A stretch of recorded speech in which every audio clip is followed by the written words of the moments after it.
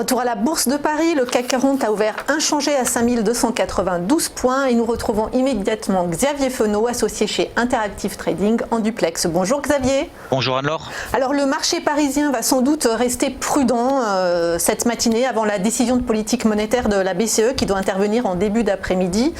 Une fois rassuré, le marché pourrait-il repartir à la hausse selon vous ?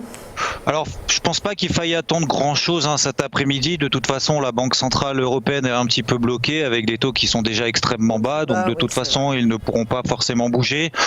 Est-ce que la Banque Centrale a les moyens d'annoncer, on va dire, une direction claire et précise pour, jusqu'à la fin de l'année 2019 ? Pour le moment, je ne pense pas. Donc, pas grand-chose à attendre.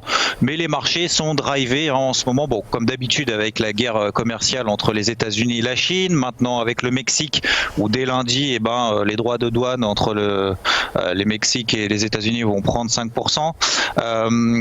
Et également par les perspectives de baisse des taux qui sont maintenant ont vraiment véritablement augmenté ces anticipations de baisse des taux de la part de la Réserve fédérale américaine pour le 31 juillet, donc pas ce mois-ci mais le mois prochain.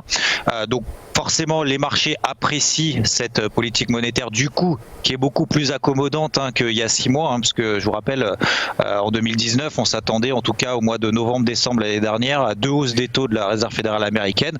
Donc là on change vraiment de fusil d'épaule. Donc du coup les marchés apprécient plutôt cette politique monétaire accommodante. Les marchés rebondissent aux États-Unis de manière beaucoup plus forte qu'en Europe, même si en Europe on a également bien profité, malgré le fait d'ailleurs que l'euro-dollar ait bien réagi ces dernières séances en passant de 1,1120 à 1,13. On est en train de se stabiliser.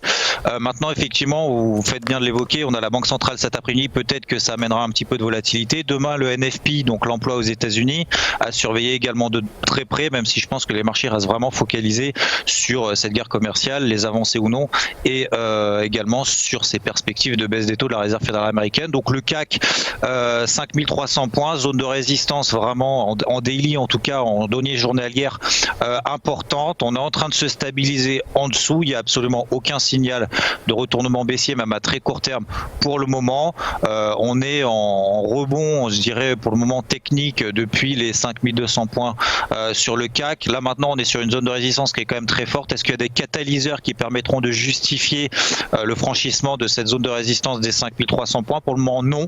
Donc on risque d'avoir une séance quand même assez neutre. En tout cas c'est ce que je prévois, entre 5003 et 5260 points.